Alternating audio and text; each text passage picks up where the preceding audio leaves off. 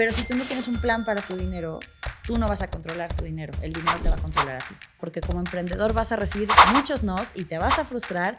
Y si aprendes a manejar la frustración y avanzar después de la frustración, solucionar, buscar alternativas o insistir, pues vas a lograr hacer muchas cosas. Que no, tú solamente haz dinero y con eso vas a salir. No, entre más ganes, más vas a gastar porque no tienes el orden ni la disciplina de organizar ese dinero. No todo el dinero de mi negocio es mío.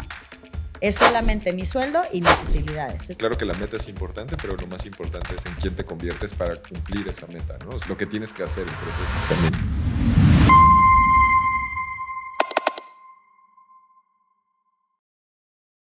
El día de hoy tenemos en Aceleradora de Negocios a Sofía Macías. Ella es autora del bestseller Pequeño Cerdo Capitalista y hablamos de los peores errores financieros que la mayoría de los emprendedores cometen en su negocio. También nos contó por qué su hijo de 4 años le tiene miedo a la inflación. Yo sé, la historia está buenísima. Y un poco acerca de su afrenta con Robert Kiyosaki. Así que esta es una entrevista súper divertida y muy inspiradora para que puedas tomar el control de tus finanzas personales y de tu negocio. Pues muchas gracias por venir hoy a Acelerador de Negocios. Estoy muy contento de tenerte aquí y voy a empezar directo con una pregunta. Estuve escuchando diferentes entrevistas que te hicieron y decías que de niña querías ser rica y millonaria. Sí, yo no me acordaba, pero mi mamá me lo recordó, que eso decía yo cuando tenía 4 años. ¿Y por qué decías eso? O sea, a mí me parece muy curioso porque yo tengo una hija de esa edad y nunca he dicho eso. ¿Por qué lo decías? No sé exactamente, porque justo, o sea, como que cuando yo lo que sí recuerdo que decía es que quería ser maestra y bailarina. Afortunadamente, bailarina de día y maestra de noche, porque al revés hubiera estado muy grave, ¿no? pero justo sí, la parte del dinero siempre me causó muchísima curiosidad. O sea, yo le digo a la gente que a mí me clausuraron mi primer changarro cuando tenía 6 años. Porque en la escuela pues yo vendía cosas. Nunca me ha gustado coleccionar cosas. Es muy chistoso porque mi hermano colecciona, bueno, corcholatas, que ya me parece lo más inútil de coleccionar. Gorras, según él, sus colecciones algún día iban a valer algo. Juegos de mesa, que esas sí, la verdad, sí ha tenido un poco de razón. Los ha revendido más caros, pero en todo lo demás no. Y yo lo contrario, nada. Y todo lo que llegaba a mis manos lo vendía. O sea, los tazos... Que tú y yo sí, bueno, sí, tú eres un poco más chavo, pero medio contemporáneos. Sí, soy de tazos. O sea, ¿sí te tocaron los tazos y los pepsilindros? Sí, claro, okay, claro. Perfecto. Sí. Para no y los vasitos que cambiaban de color cuando estaban fríos también. Exacto. ¿Sabes? Sí, somos de la rodada. Pues bueno, esas cosas yo las vendía. O cuando ya algo no quería, pues lo vendía. Y entonces un día mi mamá... No, mi papá tuvo que ir a la escuela porque lo mandaron llamar porque, oiga, pues no puede estar vendiendo aquí, ¿no? Y luego el interés por el dinero empezó a evolucionar ya por intereses más románticos. O sea, cuando yo empecé en la secundaria y en la prepa con el tema de los novios, yo era muy generosa. O sea, siempre les quería regalar cosas con los aniversarios, pero pues mis papás no entraban en su presupuesto mis relaciones amorosas. Entonces, pues como que me empezó a dar curiosidad, ¿qué hace la gente para tener dinero, para ahorrarlo, para hacerlo crecer? Y me acuerdo que chavita, o sea, en mi primera chamba probablemente o antes... compré el libro del arte de hacer dinero de Mario Borghino, que curiosamente la vida nos ha puesto juntos ahora a dar cursos. Y la verdad es que sí creo que es una habilidad que no nos enseñan por no asustarnos de dinero, pero es algo con lo que vives desde que eres súper chiquito, desde que le quieres hacer el primer chantaje a tus papás para que te compren algo, te mueres y sigues teniendo vida financiera. Entonces, realmente es un tema que a mí me parece fascinante, porque además... Rubén, si le rascas a cualquier historia, tiene un componente de dinero. Si estás en una comida familiar y tu sobrinita se quiere ir de mochilazo, pues eso tiene un componente de dinero. Si tienes cuates que tienen broncas de pareja y se van a divorciar, eso tiene un componente de dinero. Si tienes a tu amiga que quiere emprender, eso, bueno, tiene un súper componente de dinero. Justo ayer me pasó algo padrísimo porque soy muy amiga de Pamela Cerdeira y Tania Pimentel. Con ellas cofundé un grupo de mujeres que se llama Sin Modestia. Sí lo he visto. Tenemos justo un chat entre las tres que platicamos cosas y la hijita de Pam Cerdeira, Sofi, que es mi tocaya, no sé si tiene 7, 8 años, está súper peque, estaba llorando desconsolada y Pamela nos mandó un video así de, ¿por qué estás llorando, Sof? Porque quería yo registrar mi marca. Imagínate, 8 años, y alguien la registró antes. Y le dice ella, ¿y cuándo registraron tu marca? En 2010. ¿Y tú cuándo naciste? En 2017 o algo así, ¿no? Entonces estaba llorando porque había nacido 7 años tarde para el emprendimiento. Y justo esa es una historia de dinero. O sea, es una niña que estaba frustrada por su primer proyecto de emprendimiento y eso le dije, mira, qué bueno que aprenda ahorita porque como emprendedor vas a recibir muchos nos y te vas a frustrar y si aprendes a manejar la frustración y avanzar después de la frustración, solucionar, buscar alternativas o insistir, que es lo que toca hacer, pues vas a lograr hacer muchas cosas. Entonces, creo que para mí el dinero ha sido un medio de cumplir muchas metas. Y también veo que cuando manejas bien el dinero hay menos drama en tu vida, en tu negocio, en lo que sea que quieras hacer. ¿Y tuviste algún momento una creencia limitante alrededor del dinero? Es que a mí de verdad me llama mucho la atención que, insisto, una niña de 4 años, o sea, no sé si había detrás una necesidad de seguridad o de ego, de impacto, de contribución o de qué, porque creo que en nuestros países, ¿no? En Latinoamérica, en México, Está es súper común visto. tener creencias limitantes alrededor del dinero. Y, o sea, ¿siempre fue tan natural o hubo algo ahí? No, a ver, yo creo que sí hay una historia, como en todas las familias, hay historias de dinero, porque tú que tienes también hijos, pues tú te casas con tu pareja y jijiji, jajaja, todo es felicidad, medio se agarran de la greña cuando son novios, pero si tienen broncas de pareja leves al andar o al casarse, agárrate con los hijos, ¿no? O sea, porque ahí enfrentas 2 mundos.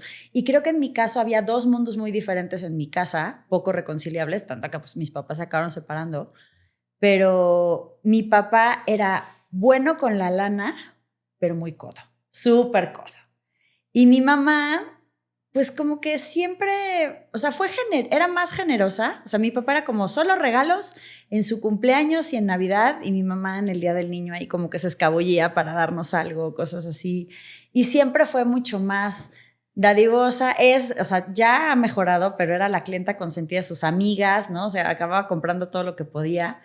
Y entonces eran unas versiones del dinero que creo que eran un poco extremas. O sea, si bien hay muchas cosas que yo le agradezco a mi papá porque yo obviamente soy muy organizada, empecé a entender que existían las inversiones mucho más chicas que el promedio. También creo que unas finanzas sanas te necesitan, o más bien requieren, que tú tengas ese equilibrio para poder disfrutar de tu presente sin hipotecar tu futuro. Entonces, para mí siempre fue un tema es que el dinero también significa libertad, significa que no te estén diciendo lo que tienes que hacer, porque la primera independencia es financiera. Si tú eres dependiente económicamente, estás pidiendo permiso. Y la dependencia puede tener muchas formas. Puede ser dependencia porque, pues bueno, por la dinámica de la familia, tú dependes de un segundo, un tercero, o cuando eres hijo, o cuando eres pareja, o cuando lo que sea. Pero también puede ser una dependencia económica. Tengo tal desastre en mis finanzas que si no me da crédito el banco no puedo sobrevivir. Y pues eso también es una dependencia cañona, ¿no? Entonces creo que justo hablábamos antes de entrar al aire que una de las cosas que me decía un coach a mí es que a mí me costaba a veces llevar equipos porque era exageradamente independiente. Creo que para mí eso, el tema del dinero significaba mucho esta parte de la independencia. Sí creo que tenía yo creencias que han ido mejorando con el tiempo en cuanto al tema del dinero, porque si bien siempre fui súper ordenada, yo no puedo contar ninguna historia lacrimógena de los típicos infoproductores milagros de finanzas. Siempre te dicen, yo estaba abajo de un puente y con este sistema de 10 días me hice rico. Yo no puedo contar ninguna historia lacrimógena porque nunca fui verdaderamente mala con el dinero. Y nunca viví abajo de un puente ni estuve al borde de deudas muy cañonas. Sí he ayudado a mucha gente a salir de ellas, pero lo que creo que sí mejoró fue cuando empecé a emprender. Porque yo, cuando empecé en el mundo de las finanzas personales, pues estaba súper clavada en el tema de ahorro y reduce lo más que puedas tus gastos y ahórrate lo que puedas. O sea, cuando emprendía yo, bueno, éramos 3 que hacíamos lo que probablemente 6 personas tenían que estar haciendo y además me acuerdo mucho que me daba codo invertir en plataformas hasta que un amigo me dijo, a ver, mira, Twitter es de Twitter, Facebook es de Facebook, pero necesitas tener un sistema de email marketing porque la audiencia que está con ellos, pues en algún momento o te van a cobrar más o te van a restringir el alcance, pues que eso fue en 2011, imagínate ahorita, ¿no? y necesitas tener a tu propia audiencia. Y aunque te cueste pagar, o sea, me dice, ok, los primeros, en ese momento, no sé, 2,000 de MailChimp o de lo que empecé a usar al principio, son gratuitos, pero tener solo 2,000 pues no te va a ayudar a crecer el negocio. Tienes que invertirle, eventualmente llegar a un CRM, eventualmente una plataforma, etcétera. Y a mí, bueno, me parecía terrible y decía, no, hay que ahorrar lo más posible para tener una rentabilidad muy grande.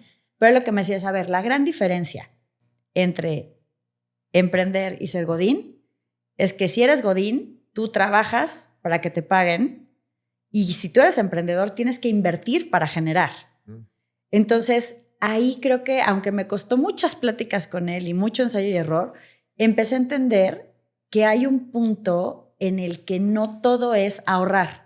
Y que no todo, obviamente sí tienes que pasar por ahí, porque muchos se me lo quieren saltar y entonces son un relajo con sus finanzas, pero llega un punto en el que tienes que empezar a dar los siguientes saltos, invertir, y no solamente dinero. Yo empecé a invertir muy chica en bolsa y empecé a invertir muy chica en startups, craso error, porque no tenía yo todavía ni el callo, ni el contexto, ni nada para invertir en acciones de empresas que estaban surgiendo en, digamos, o sea, era pues, tal cual entre Venture Capital y Capital Semilla, pero aprendí muchísimo de eso, pero no había invertido en mi propio negocio o no lo había visto de otra manera. Entonces, creo que para mí eso sí era el creer que siempre tienes que ahorrar, era una creencia limitante, porque veía el dinero como algo limitado, ¿no? Y que venía un poco de tal vez lo que tú veías en tu papá, tal vez de manera introyectada, ¿no? Como hay que hacer lana, pero hay que usarla de manera muy juiciosa. Sí, y hay que tener cuidado con los ahorros malentendidos, porque cuando te quieres ahorrar cosas, pero no estás viendo el futuro, la consecuencia, o por ahorrarte demasiado estás poniendo algo en riesgo, es una bronca. Ejemplo, si tú te ahorras tu seguro de gastos médicos mayores, pues ahí te encargo si te pasa algo lo que te va a costar. Si te ahorras de repente contratar a una persona, pues lo que estás perdiendo es todo ese tiempo que tú puedes meterle a crecer el negocio. O si tú te estás ahorrando en, no sé, justo como yo te decía, ¿no? La plataforma de marketing o los conocimientos. Creo que cuando te ahorras en capacitación, o sea, si te preocupa lo que vas a gastar en capacitación, agárrate de lo que vas a pagar por ignorar cosas. Entonces, y lo que te vas a perder. Entonces, creo que eso sí fue algo que fui evolucionando. Y entonces, a la par de mi propio desarrollo, algo que surgió es que cuando empecé también a tener pues más alumnos, cursos en línea y más cosas, me di cuenta que sí, las finanzas tienen etapas. Y tienes que empezar por una parte de conciencia, de entender qué quieres con el dinero, porque la gente que no tiene metas, muy difícil que se organice para ahorrar, porque pues todo nos parece un objeto brillante que nos queremos comprar. Pero también si no tienes metas, qué difícil invertir, porque nada más andas viendo qué te da más, pero no sabes si en el tiempo que necesitas, exacto, ¿no? Entonces empiezas con esa parte de claridad, pero ya después llega un punto en el que si tienes un relajote financiero, si te tienes que amarrar el cinturón, lo siento, no va a ser popular este comentario y me vale, pero todos los gurús que te venden que no, tú solamente haz dinero y con eso vas a salir, no. Entre más ganes, más vas a gastar, porque no tienes el orden ni la disciplina de organizar ese dinero. Y después de ahí, a lo mejor ya cuando estás más estable, otras son las prioridades. Tienes que empezar a lo mejor a proteger, a empezar a invertir, a diversificar. Y cuando estás en crecimiento, ya a veces hay ciertas estrategias del pasado de ahorro extremo o de apretarte más el cinturón que ya no te van a funcionar para ese momento.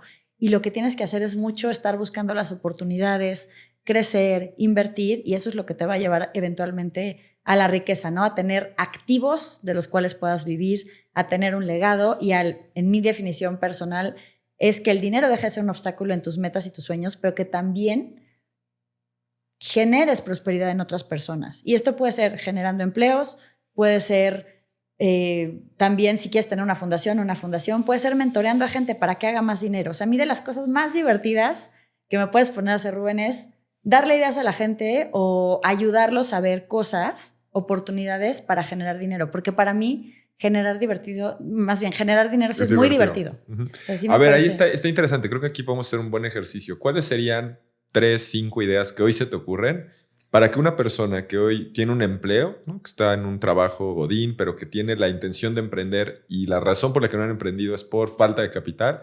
¿Cuáles serían 3, 5 formas en las que tú crees que podrían personas generar ingresos, ¿no?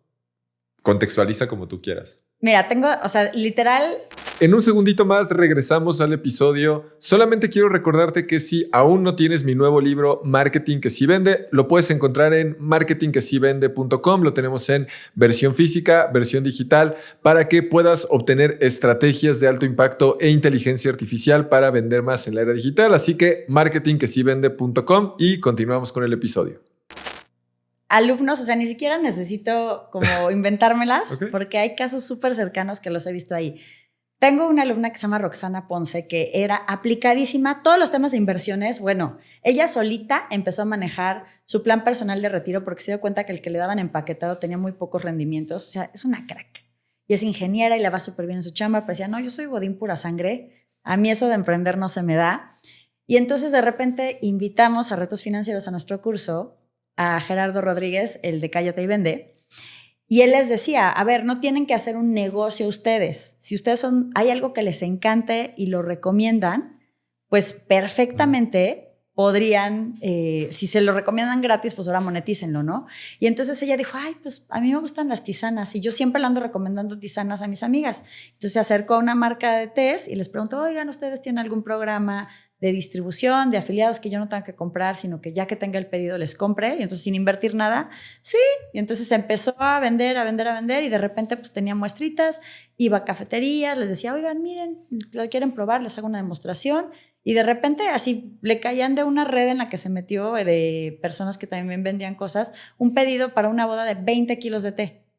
Entonces, realmente eso, o sea, como recomendar algo que a ti te gusta, que bueno, en marketing se llama afiliados o referidos, eso existe. Y de hecho justo estamos a punto de hacer un video para Pequeño Cerdo Capitalista, porque mi hermano, que es un loco absoluto de los Legos, hay un programa de referidos de Lego. Entonces, pues si te encanta, lo podrías referir, ¿no? Para no tengo capital, hay una respuesta muy buena que es, no tienes capital, pero tienes un plan. Porque justamente tengo una alumna que se llama Adri Patlán, que ella es bióloga y una lumbrera, pero malísima con su lana, ¿no? Entonces entró y su primera meta era simplemente pagar la fiesta de su hijo sin endeudarse. Y ya cheque esa primera meta. Y yo siempre animo a la gente a que se ponga una meta imposible. Una meta que no tenga ni idea de cómo puede cumplir, pero que es algo que te mueve, que dices, ay, no me quiero morir y no haber hecho esto, ¿no? Y entonces Adri ya había intentado tener un negocio de biotecnología, pero con algo de nopal y no sé qué, y no le funcionó. Y ella y su esposo investigan sobre temas de hongos, para temas muy específicos, como pues en Japón hay cierto hongo que es como un tratamiento paralelo a todos los otros tratamientos médicos, es el de primera prescripción para temas de cáncer de mama, hay otros que tienen que ver con ansiedad, con glucosa, con un montón de cosas. Y entonces ella hizo un plan de negocios y con el plan de negocios, ya con numeritos, con claridad qué quería hacer, pues ella necesitaba levantar mínimo 400,000 pesos para su primer laboratorio. Y pues con el plan ya teniendo números fue con gente que conocía y hizo como una especie de crowdfunding, o sea, como un fondito donde podían participar personas con poco dinero, o sea, con lo que pudieran o con quisieran. Lo que pusieran y quisieran. Y con eso arrancó ese primer negocio y lo sigue haciendo paralelo a su otro trabajo. Obviamente es muy demandante, claro, pero puede funcionar. Y creo que la tercera es qué puedes hacer, o sea, que sepas hacer, que no requiera tu presencia física. O sea, ya sea que lo puedes hacer remoto o que lo puedes hacer en otros momentos, pero creo que sí hay muchas formas de generar ingresos que luego no vemos. Incluso si me dices, no, Sofía, yo trabajo de sol a sol, no tengo un minuto, a lo mejor no tienes un minuto, pero tienes un activo.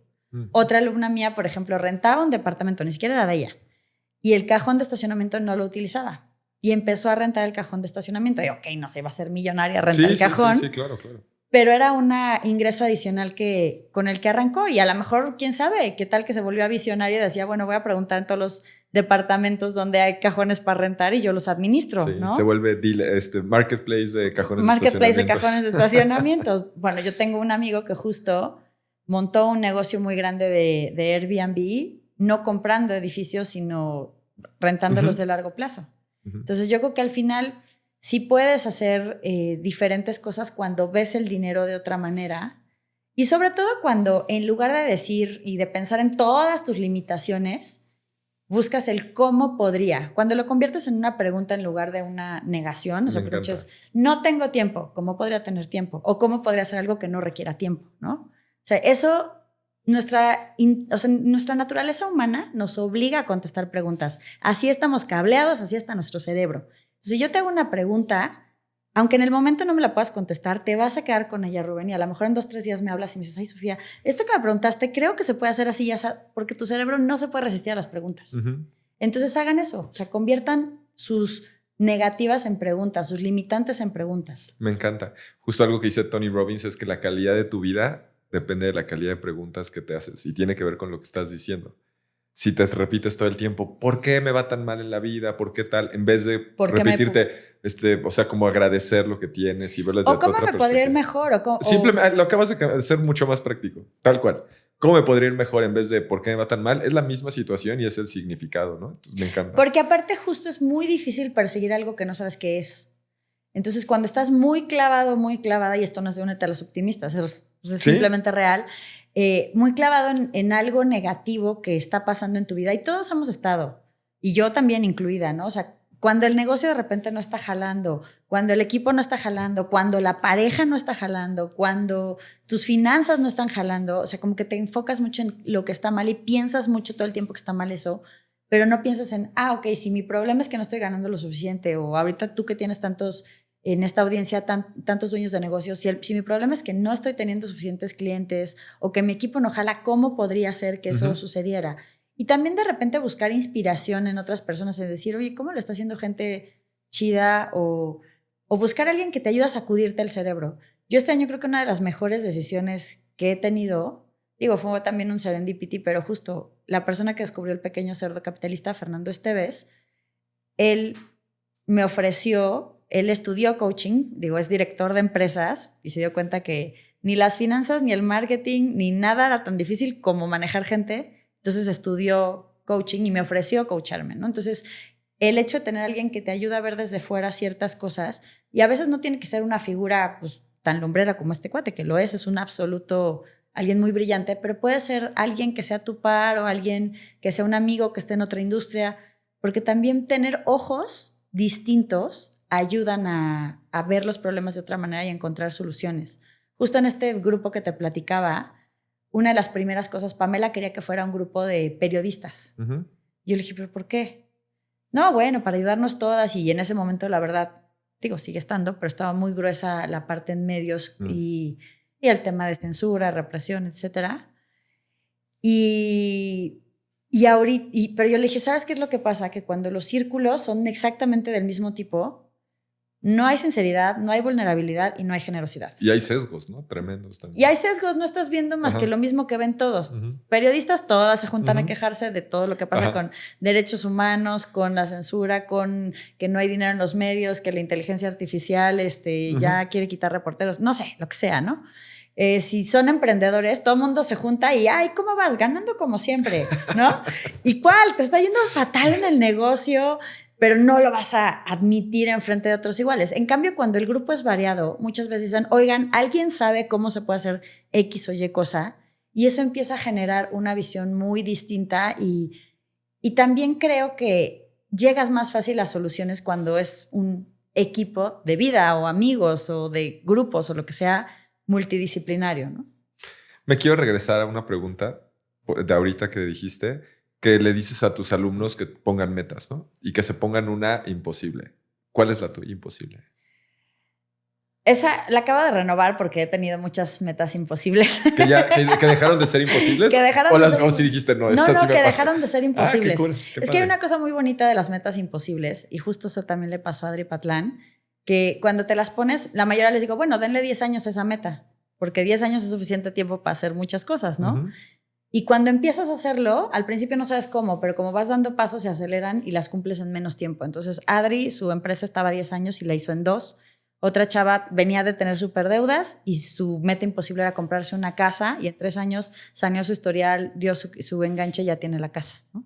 Le está pagando, obviamente, pero digamos, la meta era poder comprar una casa.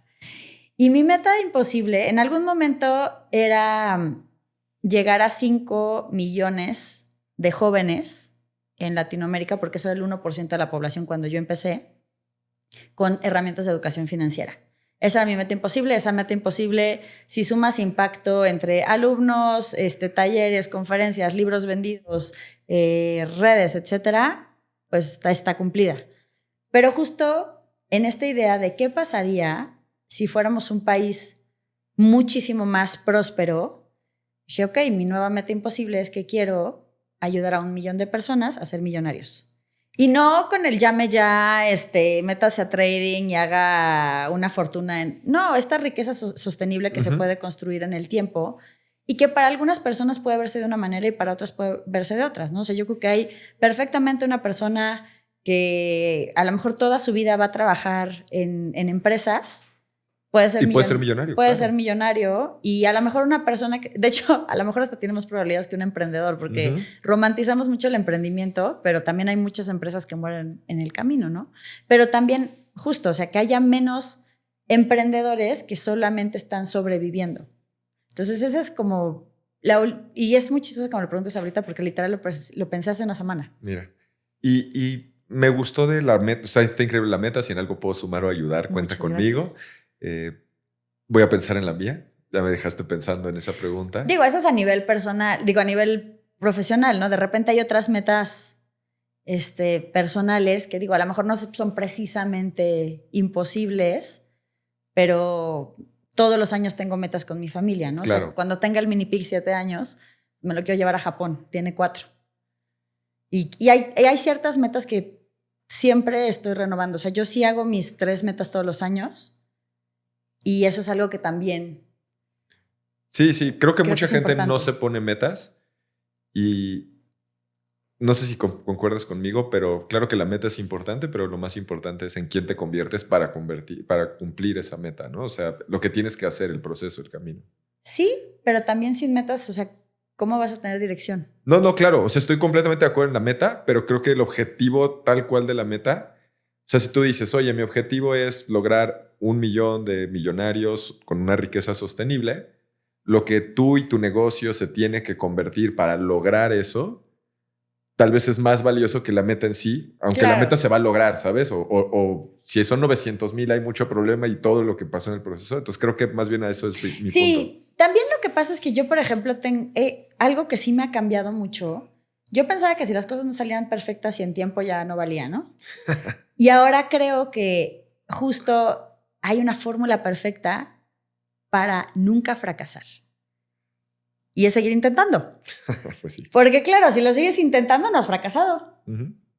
Si te pones esas limitantes tan fuertes de tiene que ser en 3 meses o tiene que ser en 1 año. Y además luego, el otro día estaba justo viendo en redes un reel que me dio mucha risa de una chava que inventa términos corporativos y decía go-hallucination, ¿no? O sea, que cuando alucinas con metas de que vamos a crecer el 300% este año. O sea, sí hay que tener metas ambiciosas, pero en 1 año, si no has tenido ningún historial, no tienes un nuevo proyecto, aparte de quemar a tu gente, ¿qué piensas hacer para lograrlo, no? Entonces creo que ese es el tema. O sea, como que sí es muy importante que las metas financieras tengan qué quiero, cuánto cuesta, cuándo lo quiero lograr y qué hábitos voy a cambiar para llegar a ese objetivo, claro. Que es, creo que donde entra mucho lo que estás diciendo tú. ¿En quién me voy a convertir? ¿Qué voy a cambiar de mis actitudes, de mi día a día para llegar a ese objetivo? Pero también con el tema del tiempo yo le digo a la gente, no canceles tus metas, reprograma. O sea, como que esa es una forma en la que siempre vas a poder llegar a tus objetivos, porque ¿cómo nos gustaría que todos nos saliera como quisiéramos? Pero yo justo creo que una de las cosas que más pienso que necesito que mi hijo aprenda bien, y está cañón porque pues imagínate, hijo único, nieto único, sobrino único, o sea, ultra consentido, es la tolerancia a la frustración. Porque no importa qué tan genio seas, cuánta lana tengas, siempre va a haber alguien que te diga que no, siempre va a haber algo que no salga. No importa incluso si le metes muchísimo corazón a algo, a lo mejor incluso así no te va a salir. Y ahí sí creo que entra mucho lo que estabas diciendo antes, que cuando pierdes no hay que perder la lección. O sea, sí hay que saber qué te sirve de aquí para seguir avanzando. O sea, a mí no sabes la cantidad de cosas que me batearon antes de llegar al blog de Pequeño Cerdo Capitalista, que ni siquiera estaba pensado en ser un negocio, que eventualmente eso me abrió puertas para hacer cosas que me han servido enormemente para lo que tengo hoy. O sea, en el blog del Pequeño Cerdo Capitalista, pues yo escribía pues, como que un poco mis sandeces de lo que no cabía en el periódico y no me dejaban publicar. Ahí en el blog, ahí nadie me dice nada. Y de repente así me descubrió Roberto Morán y me invitó a colaborar en Dinero Inteligente. Y eso me abrió la puerta para seguir colaborando en Expansión. Y a partir de ahí, pues también él me recomendó para hacer un programa de educación financiera. Yo estuve haciendo 8 años el programa de educación financiera de Mastercard. Hice cursos en línea corporativos cuando, pues, o sea, realmente todavía eso ni estaba de moda, ni nadie tenía un curso en línea. O bueno, a lo mejor los infoproductos sí, pero yo no los conocía. Y todo eso me ha servido mucho para ahorita. Pero antes de eso, bueno, intenté tener una editorial privada, que mi único cliente era un cuate de la prepa que quería conmigo y solo me quería enseñar sus poemas. Con lo cual realmente el negocio no prosperó, ¿verdad?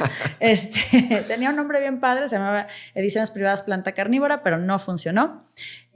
También, o sea, tuve varios cursos de verano antes de, o sea, yo trabajando en curso de verano antes de poder emprender. Tuve, pues justo mi última chamba de medios, pues básicamente me obligaron a renunciar porque había una fusión, estuvo muy gacho. Pero si yo no me hubiera salido de ahí, nunca hubiera escrito Pequeño Cerdo Capitalista. Entonces, de repente, hasta las cosas que tú dices, esto estuvo terrible, te suma. Y me ha pasado también ahora con los cursos, bueno, la pandemia fue un boom gigante y de repente, pues lo platicábamos tú y yo, pues como que chateando. Los siguientes años ha cambiado mucho la industria, la inteligencia artificial ha cambiado mucho la industria, también los vendehumos le han hecho mucho daño a la industria, ¿no? Y entonces empezó a ser muy complicado, pero de repente regresarse a, ok, vamos a aportar valor, que eso es para lo que estamos, volvió a funcionar, pero esto después de 3 lanzamientos que nos había ido bastante regularcito, por no decir mal. Entonces, creo que hay que de repente para llegar a este premio necesitas persistir y eso es lo que... Y necesitas frustrarte y saber que se vale enojarse, pero no se vale rendirse. Me encanta. Mi hija también es única. Mi hija también es nieta única. Todos los únicos que pueda tener. Y eso de la tolerancia a la frustración es algo que a mí también me interesa. ¿Tú qué estás haciendo para trabajar eso con tu hija? Tu hijo, perdón. Digo, hay cosas muy bobas que he leído yo en libros que creo que están funcionando, que a veces... Y eso creo que nos cuesta hasta los adultos ahora, sobre todo con todo tan inmediato, intencionalmente lo hago esperar. O sea, a veces sí, no sé, mamá, quiero no sé qué, no sé qué, estoy haciendo otra cosa, ahorita voy, y si no, hazlo tú. O sea, como, porque de repente saltar, es muy difícil cuando tienes un solo hijo, no saltar encima y hacer cosas. Con mi hijo también tenemos ciertas reglas muy claras de cosas que se pueden comprar cuándo y cuándo no, ¿no? Entonces, por ¿Cuántos ejemplo, años tiene? 4. Y ya tiene el concepto. Cállate, le tiene miedo a la inflación, más que al coco. ¿De verdad? Más que al coco. Eso no fue a propósito, sucedió accidentalmente. Pero... ¿Cómo? A ver, platícame eso, está muy interesante. En España me regalaron unos libros de cuentos de Value School, que es una escuela de inversionistas, pero hay unos cuentos para niños sobre la historia del dinero y hay uno sobre las inversiones. Entonces, el mini pig todas las noches cuando cena, para ya no ponerle pantalla a la hora de cenar, le leemos cuentos mientras cena. Entonces él tiene un montón y de diferentes temas que le han ido regalando de cumpleaños, cosas así, y tiene esos. Entonces de repente el de las inversiones pues te cuenta que es muy importante ahorrar por X o Y y que si tú siembras el dinero vas a tener casi una plantita del dinero, que son los rendimientos, las inversiones tal. Pero te dice que es muy importante, que no es suficiente ahorrar porque hay un monstruo que es el monstruo de la inflación que se come tus ahorros y las cosas cuestan más y ya no vas a poder comprar tanto. Pero entonces sale como un monstruito chistoso y la siguiente imagen es un monstruo comiéndose el dinero dentro del cochinito. Así. El cochinito, sí. Ajá, es un monstruito rojo, pero le causó pánico al mini pig. Entonces de repente empezó a decirme, mamá, ya no me quiero sentar a cenar. Y yo, ¿por qué? Porque tengo miedo de que el monstruo de la inflación esté allá abajo. Entonces, bueno, yo me acuerdo que cuando tenía 3, le dije, oye, ya tienes tus ahorros, vamos a abrir una inversión en CETES niños, porque ya había juntado como 300 pesos, ¿no? Y entonces de todo lo que le dan los abuelos. Que ya a los abuelos hay que ponerles reglas de solo un cierto día les puedes dar dinero, porque si no el niño no entiende cuál es la relación de por qué le dan dinero. Y entonces justo ya tenía esos 300 pesos y le dije, oye, quiero hablar de inversiones porque vamos a invertir tu dinero. Yo no quiero saber nada de inversiones, no quiero. Así. Y entonces, pues ya cuando leyó el cuento, ya, ahora sí quiere invertir su dinero. Pero sí tenemos muchas dinámicas con él específicas que tienen que ver con que también él tome decisiones. O sea, a lo mejor no tanto con la frustración, o sí un poco, pero por ejemplo, o sea, yo sé que es un niño privilegiado, pero aún así le ponemos ciertos límites, porque una vez en un podcast, hablando con la esposa de un gran youtuber, yo dándole 1000 consejos de ahorro para los niños, y terminando el podcast me dice, es que ¿sabes qué? Me di cuenta que mi hijo no ahorra porque él no desea nada. Le regalamos tantas cosas que él no quiere nada, y pues sí tiene que haber una pequeña parte en eso. Entonces mi hijo tiene una regla en la que cuando vamos de viaje, dure lo que dure el viaje, solo se le compra una cosa y la tiene que escoger muy bien. Entonces pues ya él ya sabe, ya no hay pleitos con eso. Pero por ejemplo el otro día fuimos a ver las ofrendas al centro y había de esos típicos puestos ambulantes, había un perrito que de baterías, y a fuerza quería que se lo comprara, y entonces estuvo llorando y gritando y diciendo no sé qué. Entonces de repente le dije, a ver, deja de decirlo, porque además es tan persistente que lo puede decir horas. O sea, puedes estar 2 horas con que te diga, cómprame el perro. O sea, persistente sí es. Y entonces dije, a ver, deja de decirlo, porque yo con mi dinero no te voy a comprar nada. Tú ahorita tienes 274 pesos, porque los habíamos contado, en la casa. Esto cuesta 100. Si lo compras, solamente te alcanzaría para otro perrito y ya, porque te quedaría, o sea, eso es lo que te cuesta, o sea, para entender. Y es que tiene que entender el concepto de 274 pesos. Un niño de 4 años no sabe cuánto es 274, pero está muy bien. Dije, no te alcanzaría ni para 3, te alcanzaría para 2 perros, pero entonces ya no vas a poder comprar otras cosas con ese dinero. Entonces me dijo, bueno, y te los voy a cobrar llegando a la casa. Ok. Y ya se compró su perro, fue el más feliz, se la pasaba enseñándoselo a todo el mundo, el más orgulloso, y ya llegó a la casa y me dice, mamá, toma, te voy a pagar, pero, o sea, no sabe todavía contar tanto. Entonces trae su monedero y me dice, ¿de esto cuánto es? Y ya le cobré, le dije, bueno, sigues teniendo 174. Entonces, guárdalos bien, no sé qué. Entonces, sí, yo creo que al final, hablar con los niños de dinero, si lo haces natural, sin decirles, oh, somos pobres o somos ricos. O sea, todo eso, pues esos son recursos. Así como quieres que se levanten a tiempo, se laven los dientes, hagan sus cosas. Y la verdad es que sí leo muchas cosas que tienen que ver con crianza. Me encantó un libro de Joe Disena, el de la Spartan Race, que decía, era algo como de 10 reglas de resiliencia para las familias. Y justo lo que te dice es, si tú quieres que tus hijos no se frustren tanto con la vida adulta, dale responsabilidades desde pequeños, aunque sean chiquitas, a su nivel. Tienes que llevar tu plato después de comer. En nuestra casa pues hay lavaplatos, tienes que meter los platos a la lavaplatos para que ya se limpien, ¿no? Y él ayuda y él hace su cena a veces, o sea, como que nos ayuda a preparar cosas.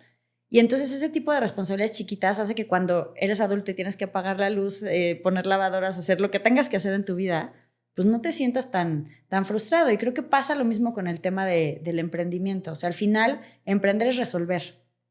Entonces, si puedes tener tolerancia a la frustración, si puedes entender que eso es temporal, que es simplemente el precio por tener lo que quieres, pues es más fácil, creo, que hacer muchas cosas. Súper. Me pasas al rato los datos de los libros. Sí, están buenísimos. A mí me ha costado trabajo, o sea, si bien sí lo trabajamos, me ha costado trabajo encontrar esos materiales, y ya sabiendo que existen.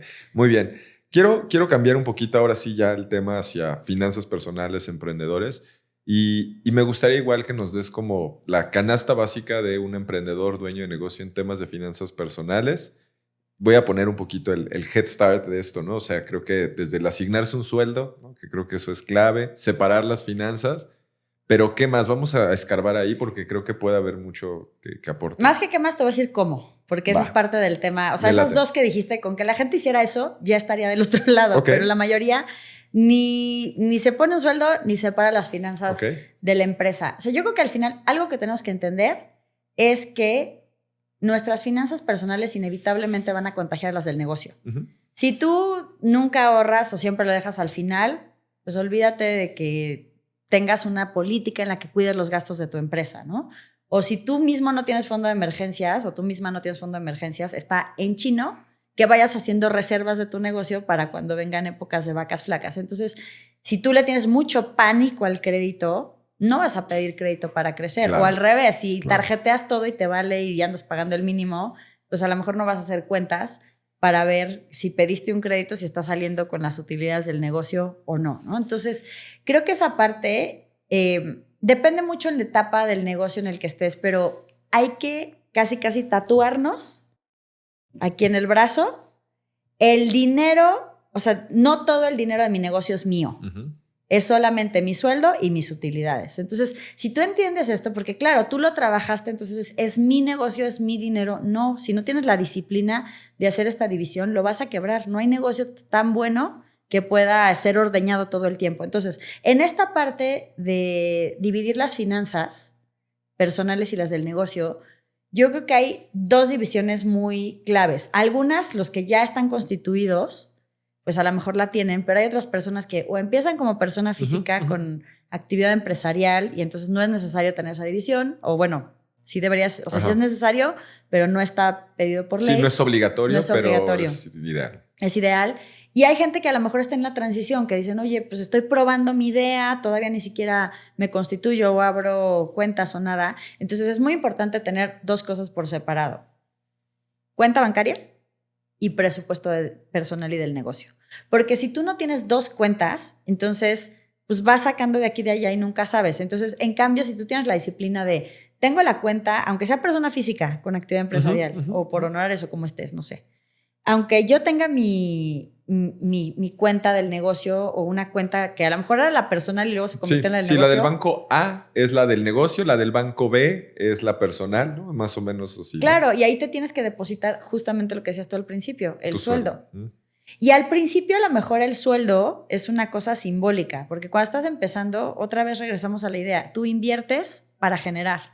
Entonces a lo mejor al principio te estás pagando sueldo de becario, pero sí te tienes que depositar un sueldo en algún lado y usar esos recursos, porque si no es muy difícil que no le estés robando el dinero al negocio todo el tiempo. Claro. Y la verdad es que la mayoría empezamos subsidiando nuestro negocio con nuestra propia chamba. Yo trabajaba en un periódico y hacía colaboraciones y con eso pues empecé a subsidiar lo del blog. Y llegó un momento en el que tenía un proyecto de consultoría, el de consumo inteligente, y con eso subsidié el tema de seguir creciendo el blog hasta que se convirtió en la parte de cursos y pues de repente... Más bien ellos nos independizaron, ¿no? Ellos cerraron el programa y fue meterle más ganas al negocio, pero esa es una de las mejores formas de despegar con tu negocio. Ahora, si no tienes dos presupuestos, o sea, a la gente le choca hacer presupuestos y de verdad yo también confieso que a mí también me parece aburrido. Hay otras cosas más divertidas de las finanzas personales, pero si tú no tienes un plan para tu dinero, tú no vas a controlar tu dinero, el dinero te va a controlar a ti. Entonces es muy importante que sí digas, ok, ¿a dónde quiero que se vaya? ¿Qué es lo importante? ¿Qué me ayuda a crecer mi negocio? ¿Qué realmente es un gasto súper importante de operación o de crecimiento? ¿Y qué otras cosas es pura vanidad? ¿No? Hay gente que, digo, ahorita con la cultura remota ha cambiado, pero hay mucha gente, sobre todo los que están en temas más de ventas, que o tenían un carrazo, porque según ellos eso era parte de la imagen y para que sus clientes les compraran más, pero pues eso es un gasto, sorry. O sea, si tú no puedes medir cuál es el retorno, eso es un gasto, no una inversión. O las oficinas padrísimas, pero si no vas, no recibes clientes, digo, qué bueno, el espacio es importante, pero a lo mejor no necesitas tener una oficina todo el tiempo, la puedes acondicionar de otra manera.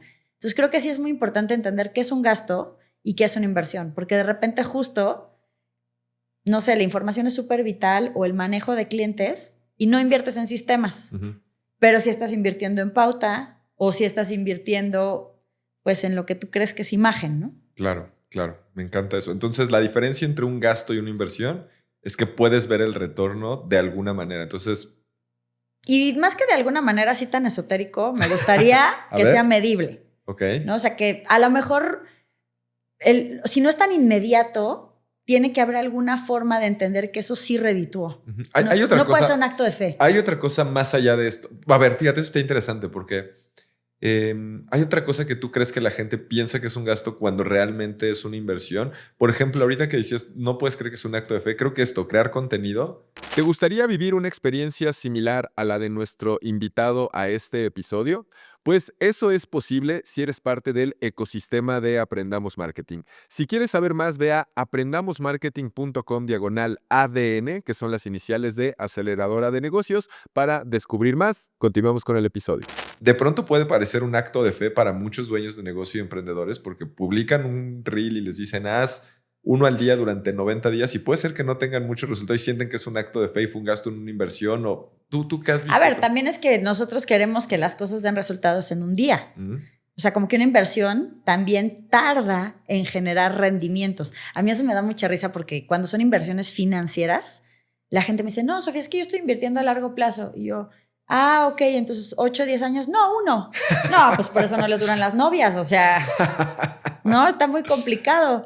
Eso no es largo plazo, ¿no? Eso es ni siquiera mediano, es cortísimo plazo. Entonces, creo que las inversiones, o sea, no quiere decir que te tengan que dar resultados hoy, porque también el efecto, pues, es compuesto en todo lo que hagas. Entonces, va sumando. Pero sí, yo creo que la gente no, a lo mejor hace justo, o sea, como que la parte de contenidos es una estrategia muy importante que te genera autoridad, confianza y entre más largos, mejor. Porque justo a lo mejor los reels, la viralidad te ayudan a que te descubran. Pero una persona, o sea, los negocios que les ha ido mejor en los últimos años tienen formatos de contenido largo. El tuyo tiene un podcast.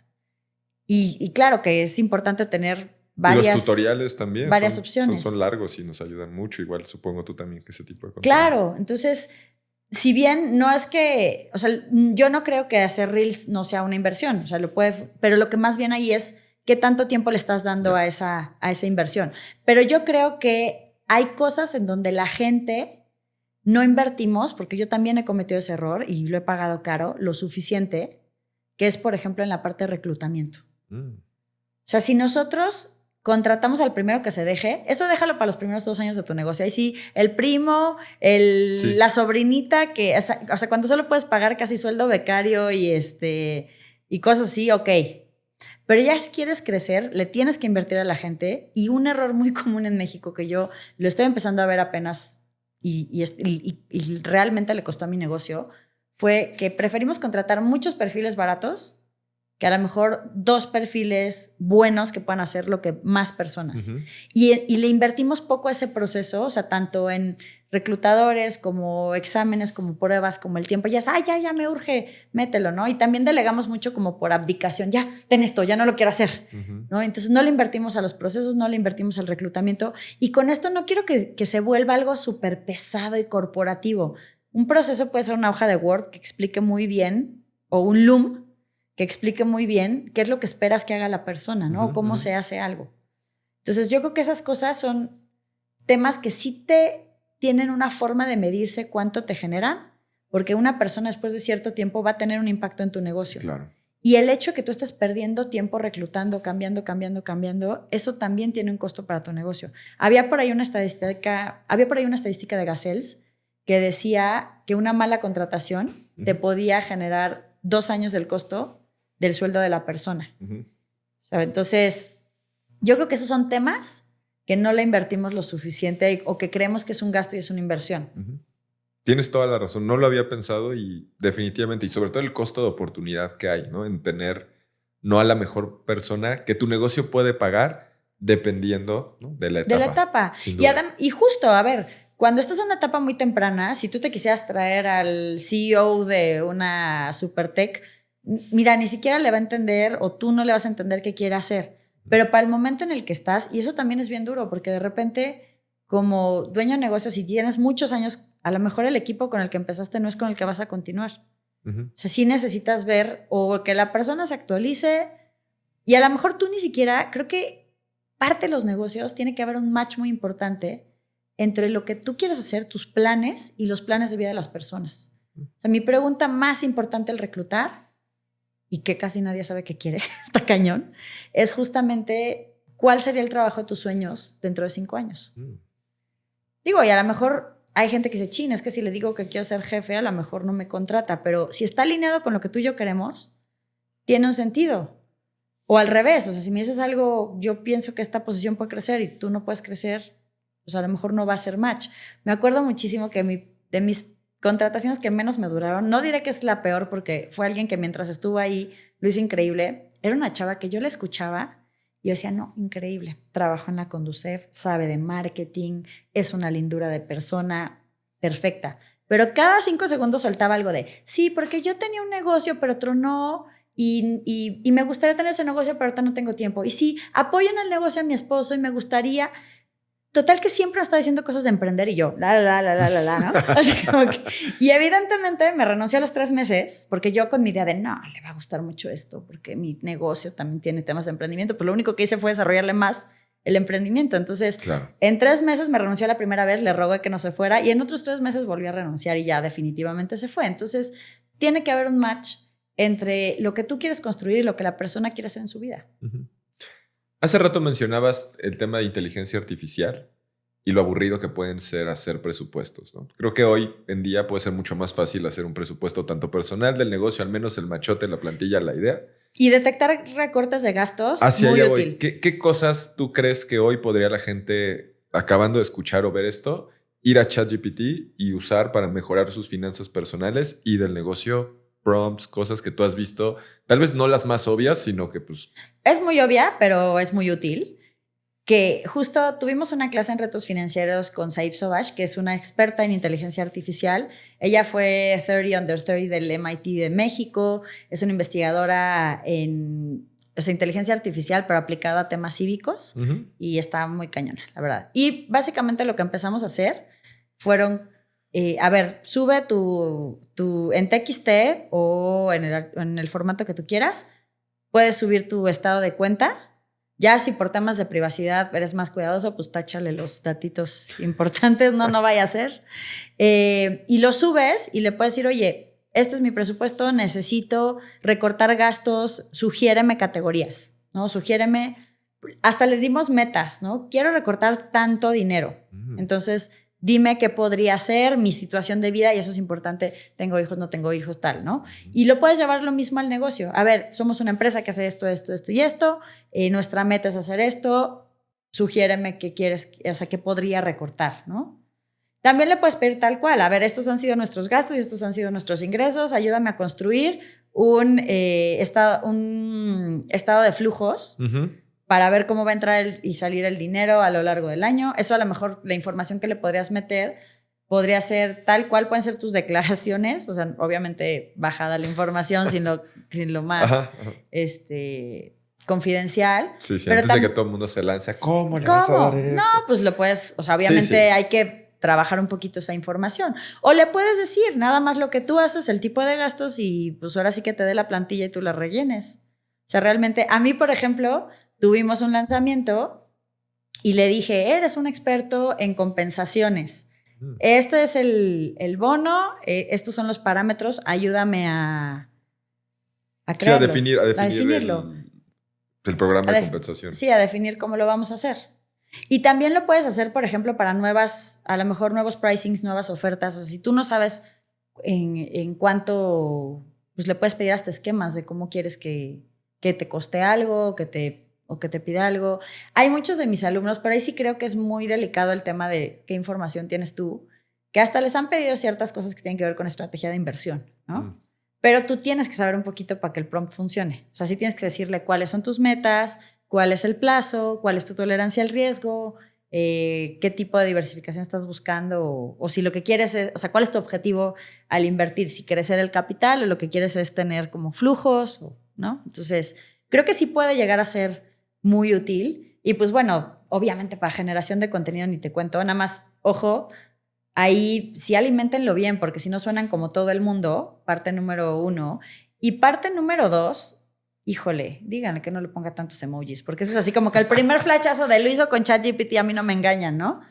Pero también, por ejemplo, a nosotros para lo que nos sirve mucho es, pues, lo alimentamos con la base de datos de las preguntas más frecuentes de servicio al cliente y pues a servicio al cliente sí le ha ayudado muchísimo. Sí. O sea, nosotros tenemos casi 3,000 alumnos Entonces eso pues nos ayuda mucho a que... Para el soporte continuo de esos 3,000 alumnos. Porque hay algunas cosas que sí son... Ay, perdí mi contraseña. ¿No? ¿No? O dónde entro, o cuál es el correo, o dónde encuentro X material, ¿no? Todo ese tipo de cosas funcionan muy bien. Y la verdad es que en tu negocio te puede ahorrar muchas horas, hombre, que eso creo que es importante. O sea, no tanto el overhead, sino que la gente no haga tareas estúpidas que no necesita hacer. Tania Pimentel, que también la conoces, justo automatizó toda la parte de citas del estudio de MrBeast en México de doblaje, pues utilizando justamente, antes hacían los llamados por teléfono. Dios mío. Entonces ella metió una automatización para que todo se pudiera hacer por WhatsApp, juntando, no me acuerdo si era Calendly o algo por el estilo. Entonces ellos solos agendaban y les mandaba sus recordatorios y todo. Y entonces eso realmente había una persona que tardaba 3 días en hacer eso. Entonces ya no es tan necesario. Y eso la verdad es que tampoco es que esté aportando muchísimo a la humanidad. O sea, qué bueno que puedas tener ese tiempo libre para pensar cosas más brillantes. Claro, sí, eso estoy de acuerdo. Ahorita mencionabas que para poder darle un buen prompt, por ejemplo, el de inversiones, ¿no? Necesitas tener contexto, necesitas saber todo lo que acabas de explicar. Me gustaría igual que tú, con toda tu experiencia, ¿qué recomendaciones de autoeducación darías? Porque yo creo que este episodio va a inspirar a gente que tal vez no se siente con tanta educación financiera. Sí. Obviamente, Pequeño Cerdo Capitalista, número 1.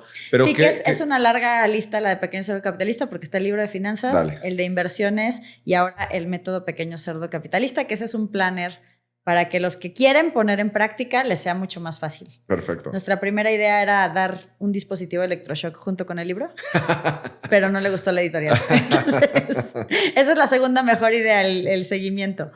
Y eso creo que es algo que es muy útil. A mí, por ejemplo, de recursos gratuitos, me gusta mucho los jueves de bolsa, que también pueden ver, hay un par de conferencias mías en la Bolsa Mexicana de Valores. Hablan de cosas más especializadas del mercado, pero ese es un recurso gratuito que la gente a veces no sabe que existe. Claro. Obviamente el canal de Pequeño Cerdo Capitalista.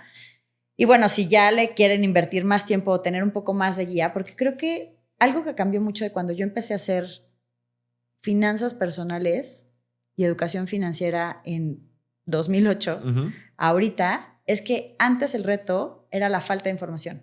Okay. Ahorita el reto es el exceso de información y creo que en tu campo debe ser igual, sí. O sea, en marketing debe ser igual. Entonces, aprender a tener criterio y filtrar es importantísimo para esta época. Entonces, si ya lo quieres organizadito y con una metodología, pues justo en Pequeño Cerdo Capitalista a lo largo del año tenemos 2 periodos de inscripciones para el programa grande, el de retos financieros, el que sigue la ruta de la riqueza, las 5 etapas que nosotros hemos visto que necesitamos ir avanzando en nuestras habilidades financieras. Pero también tenemos cursos un poco más cortos, a veces son tallercitos nada más de un día o de 3 días a la semana, y eso te puede dar o las bases de inversiones o de organizar tus finanzas, y tenemos cursos más cortos también como el de Arregla tu relajito financiero. Pero creo que sí hay mucha información ahora, el tema es encontrar mejores fuentes. Entonces, por ejemplo, este de jueves de bolsa es un poco ir a la fuente original, que creo que es lo que todos tendríamos que tratar de hacer. O sea, sí, a mí me pasaba mucho en periodismo y creo que yo tengo mucho sesgo en eso con todo lo que hago, que de repente había quienes se fusilaban la nota de la nota de la nota de la nota y luego parecía un teléfono descompuesto. Entonces, si tú ibas al estudio y lo revisabas, decía otra cosa y entendías mejor. Entonces, creo que esa sí tiene que ser una disciplina que tengamos. O sea, si tú quieres aprender algo mejor, en lugar de ver solamente, o sea, qué bueno que empieces por el TikTok y por el Reel, pero vete a la fuente original. O sea, ¿de dónde ese creador que está citando el estudio? ¿Cuál es ese estudio? ¿Y qué dice realmente? O sea, no nada más. Y eso también, eso es algo que yo hago mucho con IA.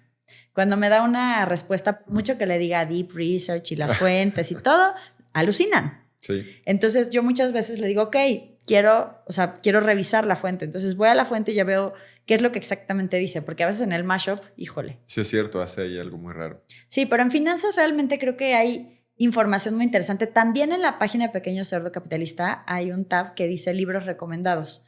Entonces, los libros que yo voy leyendo de finanzas personales, de emprendimiento, de negocios, los voy subiendo. Entonces, por ejemplo, ahorita justo quiero hacer algo de, si leíste ¿cuál deberías leer? Eso está padre. Y, por ejemplo, la gente que leyó Padre Rico, Padre Pobre, yo tengo una afrenta personal con Kiyosaki, pero bueno, quien lo leyó y le gustó, hay una chava, Cody Sánchez, que escribió Main Street Millionaire, y Main Street Millionaire está 1000 veces más divertido e interesante que Padre Rico, Padre Pobre. Inclusive más práctico, tal vez, ¿no? Sí, o sea, Cody es una maravilla. Sí, pero justo ese libro, o sea, si tú lo que quieres es generar dinero Ya. con negocios y no necesariamente tú ser el que inventa el hilo negro, ese es un gran libro para eso, ¿no? Y ahorita, por ejemplo, estoy leyendo Snowball, que es la biografía de Warren Buffett, que es una joya porque entiendes, te sientes menos lelo en las inversiones porque te das cuenta que él también metió la pata. Entonces, claro, él metió la pata a los 10 años, nosotros a los 40 algunos, ¿no? Pero justo está muy interesante que no es esto de, ay, me hice rico y millonario en 2 días. Entonces, ese es uno de los que ahorita estoy leyendo que me gustó muchísimo y me parece un librazo de inversiones. Sí. No puedo no preguntarte por qué tu afrenta con Kiyosaki. Ay, este es un chisme, qué barbarité. Cuando salió Pequeño Cerdo Capitalista y yo estaba en la transición de ser reportera, pues todavía estaba trabajando para Expansión y además ya era autora.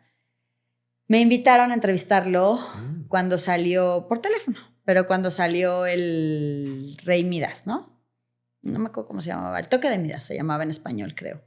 Y entonces entre que en inglés no se llamaba el Toque de Midas y que yo, la verdad, en ese momento mi vida no estaba tan familiarizada con todos sus conceptos de activo-pasivo, de todas las cosas que hacen justo, no tanto del concepto de activo-pasivo, sino cómo lo utiliza él. Sí, cómo lo utilizó. Y lo del tema del cuadrante del flujo del dinero. Entonces hubo un par de preguntas que le hice en la entrevista que no le gustaron y me gritó en la entrevista. Y fue muy, muy grosero. Y yo dije, ay, digo, pobre, o sea, debe tener 80 entrevistas al mismo tiempo. Pero la verdad es un cuate muy grosero, muy amargado. O sea, como que tampoco puedes esperar, o al menos yo no lo esperaba, que todas las personas que te entrevistan hayan leído todos tus libros, ¿no? Claro. O sea, como que es mucho ego. Y total, pasó el tiempo y su secretaria me mandó una disculpa. Pero me pareció tan grosero y, digamos, tan pobre personalmente que, pues, o sea, yo entiendo que pasó una persona muy ocupada, pero si te diste cuenta que hiciste mal, tú eres quien lo tiene que reconocer, ¿no? Entonces, a partir de ahí, como que me pareció que algo no me hacía mucho clic en ciertas cosas, ¿no? Y que había ciertas cosas que sí eran negocio por negocio, que sí era, pues no sé. Para mí es muy importante que el dinero no te vuelva una mala persona. Porque justamente todo lo que dice la gente respecto a que los millonarios tienen que, o sea, son unos cerdos capitalistas corruptos, horrendos, que se aprovechan de la gente, etcétera. A ver, si el dinero es un recurso y se puede usar también para el bien, ¿por qué tendría que tener tan mala fama? Pues porque de repente la gente se vuelve chiflada. Entonces, pues bueno, he conocido otros mucho más millonarios que Kiyosaki con, digamos, otra calidad humana, otra forma de hacer las cosas, ¿no? Entonces, evidentemente esto es muy personal, claro, ¿no? O sea, claro. Y me cayó gordísimo, me parece un mal educado, ¿no? ¿Tienen sus libros valor? Sí. Hay algunos que me parecen buenos y otros que ya me parecieron marketing falso, me parece que es... Me encanta. Se llama así el libro, falso, marketing. Ya, yo pensé que falso él. Y yo. No, es sobre el dinero, sobre el tema de por qué el dólar ya no iba a valer nada. Ya. Que es real, o sea, sí. La economía y todo lo demás, pero ya me pareció mucho marketing realmente. Ya. Me gusta porque eso me hace entender, y creo que a todos, ¿no? Tu forma de ver la riqueza como algo integral y yo lo veo de la misma forma, ¿no? Creo que el dinero es una de esos componentes. Sof, ha sido una entrevista increíble y tengo una última pregunta para ti. Y la pregunta es, si desaparecieran del planeta todos tus libros, tus cursos, todo lo que has escrito, ¿con qué concepto o qué de lo que has hecho te gustaría que trascendiera y se quedara? Creo que lo que yo más he entendido del tema del dinero es que no ajustes tus sueños a tus posibilidades. Que siempre hay una manera de hacer crecer los recursos, las habilidades, lo que sea que tengas hoy, que te pueda ayudar a llegar a eso que quieres. Entonces, si hoy alguien se siente súper atorado, si su negocio no está jalando, si su meta financiera le parece carísima, incluso si está quebrado hoy, tienes chance de hacer a veces un reset de las cosas y de ir buscando esas habilidades, ir buscando también esa forma de generar los recursos o de atraer los recursos, porque se puede, para hacer lo que tú quieras. O sea, creo que sí, la capacidad, si nosotros tenemos la suficiente capacidad para imaginar, tenemos la suficiente capacidad para crear. Entonces, mientras tú creas en eso, o sea, que realmente tu sueño es lo suficientemente importante para dar los pasos que necesites para ir para allá y que vas a encontrar el cómo, puedes lograr lo que quieras. Me encantó, Sof. Muchas gracias. Quien quiera buscarte, saber más, ¿dónde es el mejor medio para contactarte? El canal de Pequeño Cerdo Capitalista, todas las semanas tenemos un video nuevo en el canal de Pequeño Cerdo Capitalista y pues también yo soy un poco más activa en LinkedIn. Ok. Y que me gusta un poco más porque es un poco más de texto, pero también ahí y en Instagram en Pequeño Cerdo Capitalista. Perfecto. Pues muchas gracias, Sof. Nos vemos pronto. Bye.